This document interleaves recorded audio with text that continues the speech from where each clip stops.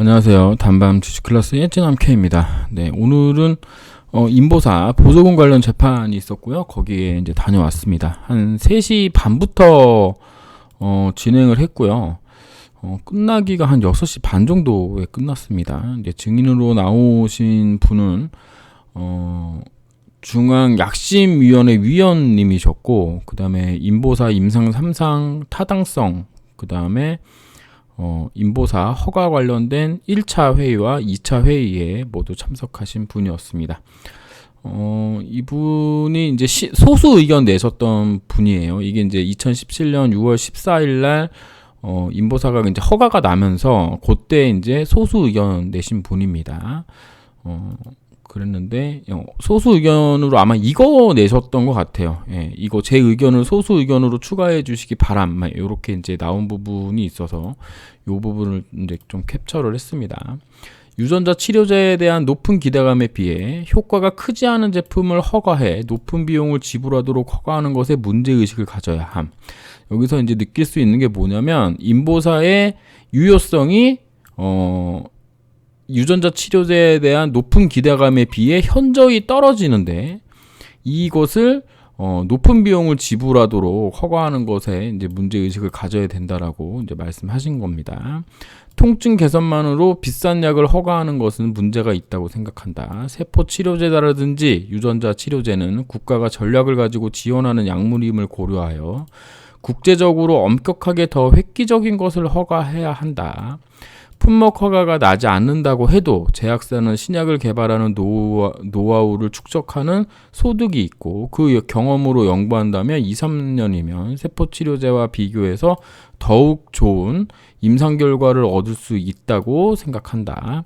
500만 원을 내고 통증 개선 약물을 선택하라고 의사에게 맡기는 것은 국민 건강에 안 좋을 수 있다. 제 의견을 소수 의견으로 추가해 주시기 바람. 이렇게 말씀을 하셨습니다. 제가 이거 예전에도 이거 관련돼서 영상을 이제 많이 올렸는데, 제 영상이 원래 엄청나게 많습니다. 인보사 관련돼서. 근데 이제 그 영상들을, 제가 이제 SBS 조동찬 기자를 고발을 하면서, 다 삭제를 했고, 다시 이제 또 만들고 있죠. 그때도 말했지만 이거는 정말 제약사 보고 회사 망해도 된다라고 이제 생각하시고 말씀하시는 거라고 그 당시에도 제가 이제 느꼈던 부분을 방송에 올렸던 게 기억이 나는데, 이거를 2005년부터 해가지고 아까도 보셨지만 이게 2017년도에 지금 허가가 난 거잖아요. 그럼 이거 무려 한 12년 동안의 연구 결과인데 이거를 그 경험으로 2, 3년이면 세포치료제랑 비교해서 더 좋은 임상 결과를 얻을 수 있다라는 이게 어떤 과학적 근거가 있는 건지. 어쨌든 하여간에 요런 이제 소수 의견을 내신 분이에요. 제가 여기서 말씀드리고 싶은 부분은 뭐냐면 이게 검찰 측 증인입니다. 검찰 측 증인이기 때문에 지난번에 이제 행정소송 때도 이제 식약처 증인이 나와서 이제 이야기를 했잖아요. 그때와 똑같은 상황이 벌어졌다라고 보시면 되겠습니다. 이게 과학적으로 이제 논의가 안 되는 게 뭐냐면 이런 거에서 아예 논의가 안 돼요. 293 세포는 방사선 조사를 해도 사멸하지 않는다. 그러니까 방사선 조사를 해서 사멸한다고 식약처가 직접 실험을 했고 그 결과를 언론에다가 보도를 했고 식약처에서 안전하다고 얘기했음에도 이 부분을 인정하지를 않습니다. 그러니까 이 부분이 인정되지가 않으니까 그 뒤에 있는 그 모든 내용들이 다 부정되는 거예요. 부정. 그러니까 방사선 조사로 세포가 죽어도 안 죽기 때문에 연골 세포면 덜 위험하지만 293 세포니까 더 위험하다라는 거죠. 그래서 그리고 한 3천만 분의 1 확률로 이분 그 증인이 말씀하시기는 3천만 분의 1 확률로 종양 가능성이 있는 거 아니냐라고 이제 말씀을 하신 부분이 있었는데 3천만 명 중에 1이 이제 만약에 종양 발생이 된다면 그럼 3천만 명 중에 이게 반응률이 80%니까요. 2,400만 명이 그 약의 효과를 얻고 한 명이 종양을 얻는 건데 이게 안정성 측면에서 문제가 있는 건가? 라는 생각도 사실은 저는 조금 했습니다. 그 얘기 들으면서. 예. 어쨌든 요거 이 부분에서 결정적으로 이야기가 안 되기 때문에 뭐 안정성 논의가 안 되는 거예요. 뭐 변호사님이 아무리 이제 뭐 물어보셔도 이거를 인정하지 않는다면은 이게 안전하지 않다라는 거거든요. 결론적으로는. 그러면은 임상을 한 것 전체를 전부 부정하는 것이기 때문에 예. 이게 진짜 그 웃긴 게 뭐냐면 일상 때 이미 세포의 핵형이 연골세포와 다르고 불멸화가 진행 중이고 핵형이 불완전한 거를 다 식약처에 보고를 하고 식약처에서 방사선 조사를 하라고 해서 했는데 그게 연골세포일 때는 안정성이 담보가 되는데 2933세포일 때는 담보가 안 된다는 거예요. 왜? 2933세포는 이제 그 종양 원성을 가지고 있는 세포고 연골세포는 가지고 있지 않으니까. 이것도 이제 도돌이표입니다. 연골세포의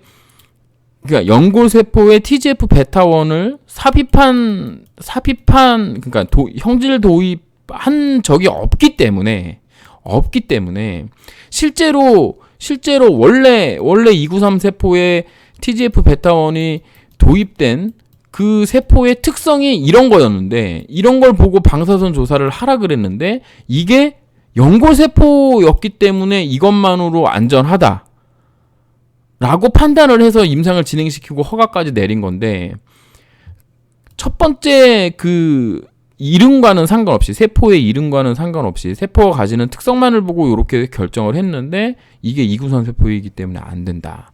이건 뭐 여기서부터가 이제 이제 그 대화가 진행이 안 되는 거죠, 한마디로.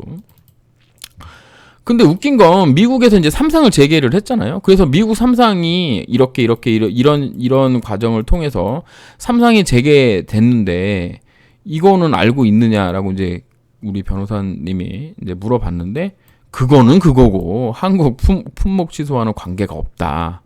이렇게 얘기를 해버리니까 FDA에서 지금 현재 진행하고 있는 임상이잖아요. 임상 3상 무려 1000명에게 맞춥니다. 그럼 FDA가 그 방사선 조사를 해도 사면하지 않는 거를 1000명에게 맞춘다는 거잖아요. 다시 이렇게 논리적으로 따져보면. 근데 이거는 임상이기 때문에 가능하고 품목 취소와는 이거와는 연관관계가 없다. 물론 한국의 품목 취소와 미국 3상 재개와는 내용이 다를 수는 있습니다. 하지만 그러니까 정확하게는 같은 약은 아니지만 용량의 차이가 있습니다. 용량의 차이가 있지만 기존이 똑같은 약을 똑같은 방사선 조사를 해가지고 안전성을 확보한 다음에 1000명에게 맞추는 건데 이거랑 아무 관계가 없다 이렇게 단정적으로 얘기할 수 있는 부분이냐에 대해서는 저는 조금 의심이 있었습니다. 어쨌든 미국 3상을 하든 말든 한국에서 품목 취소한 것은 너무나 당연하다 이렇게 말씀을 하셨고 그래서 이제 이런 얘기를 했죠. 아니 임상 1상 하셨던 분들은 이미 15년이 지났고 그 전에 임상 2상이나 하셨던 분들도 기간이 오래 지났다. 근데 그분들 중에도 암 발생이 된 분들이 없고 2018년부터 2019년까지 맞았던 약 2,000여 명 중에서도 암세포가 발생하지 않았다. 종양 발생이 없다. 이런 내용을 알고 있냐. 알고 있지만 어차피 15년 동안 확인해야 되는 거 아니냐라고 이제 말씀하셨거든요. 그러면 임보사가 안전하다는 것을 확인하기 위해서는 15년 동안 관찰해야 된다는 건데 저로서는 좀 말문이 막히는 그런 내용이었습니다. 그러니까 지금 제가 말씀드린 이 내용이 거의 뭐 그 또 쳇바퀴 돌듯이 돌았다라고 이제 보시면 되고요. 그러니까 결정적으로 이 부분에 대해서 이제 이야기를 그러니까 인정을 하지 않는 부분이기 때문에 이게 뭐 대화가 더 이상 진행될 수가 없었고 이게 왜 안전하지 않냐라고 이제 판사님이 따로 질문을 하셨는데요. 뭐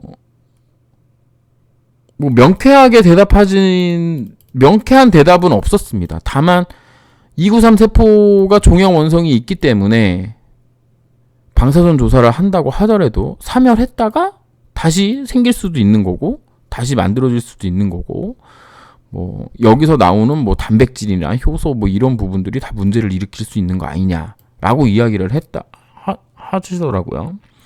근데 그 보조금 관련돼서 제가 한 두 번인가 세 번 정도였던 것 같습니다. 총 세 번이었는데 식약처에서 나온 증인들, 그러니까 검찰 측 증인이죠, 한마디로. 검찰 측 증인들이 신변 요청을 해가지고 제가 그냥 재판장에 갔다가 바로 돌아오는 일들이 왕왕 있었는데요. 그게 뭐 총 합치면 한 5번 정도 되는 것 같고, 최근에는 한 3번 정도 연달아 그렇게 됐습니다. 그래서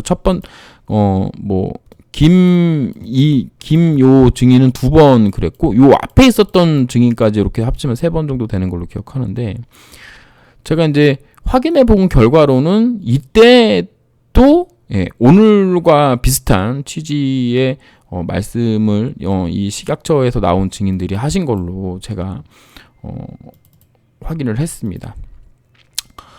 그래서 물론 뭐 식약처 검찰청 직인이니까 인보사 까는 내용을 말씀해 주실 전문가들이 나와서 얘기하는 건 뭐 당연하다고 생각을 하는데, 이제 기본적인 어떤 내용들, 그러니까 인체 내에서 그러니까 사멸하지 않는다. 그러니까 사멸을 눈으로 확인하지 못해서 믿지 않는다가 이게 과학적인 건지 잘 모르겠어요. 그러니까 시험관 형태에서 인체 상황보다도 더 좋은 환경에서 이 사멸 실험을 했거든요, 결국에는. 그래서도 다 죽는 걸 2주에서 14일에서 44일 사이에 다 죽는 거를 확인을 한 부분인데, 이 부분을 인정하지 않는다. 이게 이제 과학적이냐. 그 다음에 미국에서 임상 3상을 재개할 때 여러 가지 실험들과 어떤 그 세포의 분석 그 자료들을 확인하고 임상을 재개를 했다면 우리가 3상이잖아요, 이게 2상. 그리고 미국은 1상하고 2상 그 데이터를 모두 고스란히 쓰도록 했고, 연골세포인 걸로 알았을 때의 프로토콜을 그대로 임상 3상에도 가져가게 했다면, 이 미국 측은 그럼 과학적으로 한국보다 못하기 때문에, FDA가 한국 식약처보다 못하기 때문에 그러면은 그렇게 결정한 것인가에 대해서 그냥 좀 상식적이라면은 좀 의문을 가질 만도 한데, 전혀 그렇지가 않다라는 거죠. 전혀. 검찰적 증인들은. 그러니까는 1심, 이게 잘 아시다시피 보조금 관련된 건 1심에서 전부 무죄가 나왔습니다. 그 조중동 그 이사님이 식약처 그 직원에게 뭐 뇌물을 줬다. 뭐 3년 동안에 30몇만 원인가 뭐 어쨌든 뭐 그 스크린 골프랑 밥값이랑 KTX 차비 준 것 때문에 문제 준 거. 그러니까 3년 동안에 130만 원인가요? 그렇게 이제 밥 같이 먹고 스크린 골프 가고 뭐 저녁에 술 한 잔 마시고, 그다음에 그 차비 주고, KTX 차비 주고 뭐 이런 걸로 한 게 뭐 벌금형을 받았던 걸로 기억하는데, 그거 말고는 전부 무죄 나왔거든요. 그러니까 그때와 2심에서의 증언이 좀 많이 다른 게 아닌가, 이런 생각을 좀 개인적으로는 좀 했습니다. 어쨌든 그런 내용이었고요.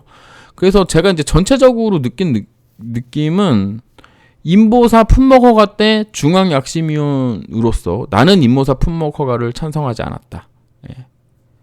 그러니까 나는 책임이 없다. 나는 분위기에 휩쓸리지 않고, 나는 주구장창 구조 개선이 없는 약을 500만 원이나 주고 환자들한테 맞으라고 하는 것은 불합리하다. 이렇게 나는 주장을 했다. 이렇게 말씀을 하셨고, 그 다음에 그분의 어떤 강한 의지는, 나는 오늘 인보사에 유리한 주장은 절대로 하지 않겠다. 이런 게 이제 느껴졌습니다.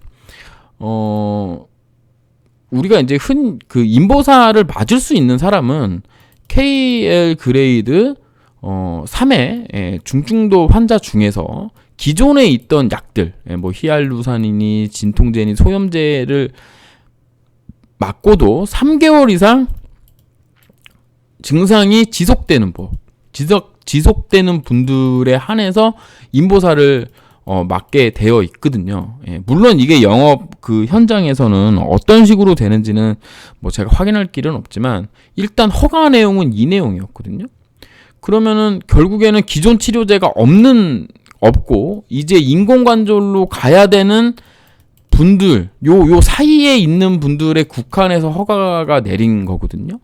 그러면 이 부분에 대해서는 유전자 치료제가 요 부분을 감당하는 건 조금 뭐 괜찮은 거 아닌가. 그러니까 그 허가 기준을 좀 높이고 사용 기준을 좀 높인 거가 아닌가라는 생각을 저는 했는데 이분은 그런 부분에 대해서도 인정하지 않으시더라고요. 네. 어쨌든 뭐 그랬습니다. 그래서 뭐 좀 보는 내내 좀 답답했었고요. 제가 좀 혼잣말을 했었는데 경위님이 저한테 뛰어오셔가지고 여기서 말하면 안 된다고 해가지고 재판장님이 무슨 일 있냐고 물어보는 그런 해프닝도 있었습니다. 물론 이거보다 더 큰 해프닝이 있었지만 그 부분은 이런 공개된 방송에서 말씀드리기는 좀 어려워서 멤버십에서 좀 말씀을 드리도록 하고요. 다음 일정은 이제 어떻게 되냐면 7월 이제 그래서 오늘 이제 너무 늦게 끝났어요. 사실 6시 반에 끝났는데 마지막 변론 뭐 요런 거를 우리 변호사님은 구두로 하실 생각이었는데요. 특별기를 잡아서 프리젠테이션으로 마지막 변론을 하는 것을 재판장님이 요청 재판장님이 이제 말씀하셨습니다. 그래서 특별기일이 한 번 더 잡혔어요. 그래서 우리 측 변호사가 1시간, 그 다음에 검찰에서 또 1시간, 이렇게 해서 2시간 정도 하기로 했고, 요 특별기일은 7월 14일로 잡혔습니다. 7월 14일로 잡혔고, 지금 우리 측 변호사님의 전략은 요 형사건, 요 보조금 관련 형사건의 결과가 나오면 요 결과를 가지고 취소권에 좀 참고 자료로 좀 도움이 되는 방향이라면 좀 이렇게 하실 모양이었던 것 같은데 그런 이제 그런 전략이 있었던 것 같은데 재판장님은 내가 읽어야 되는 자료만 7만 장이다. 7만 장인데 이걸 언제 다 하냐. 그래서 일정이 변호사님이 생각하는 것과는 조금 다르게 흘러갈 수도 있다. 이렇게 이제 말씀을 하셨습니다. 그래서 뭐 정확한 날짜는 아니지만 아마 8월 초, 그러니까 한 달 정도 지난 시점에 아마 선고를 하시지 않을까라고 생각이 되고요. 아마 정확한 날짜는 요거 7월 14일에 가봐야지 이제 알 수 있을 것 같습니다. 좀 많이 답답하고요. 이게 그 1심에서 무죄가 나온 건이어서 뭐 별로 걱정은 안 하려고 하는데 이게 워낙 뭐 재판은 알 수가 없으니까요. 재판은 알 수가 없으니까 또 7월 달을 또 기다려야죠. 그래서 이렇게 해서 오늘 갔다 온 내용을 보고 드립니다. 감사합니다. 진남 K였습니다.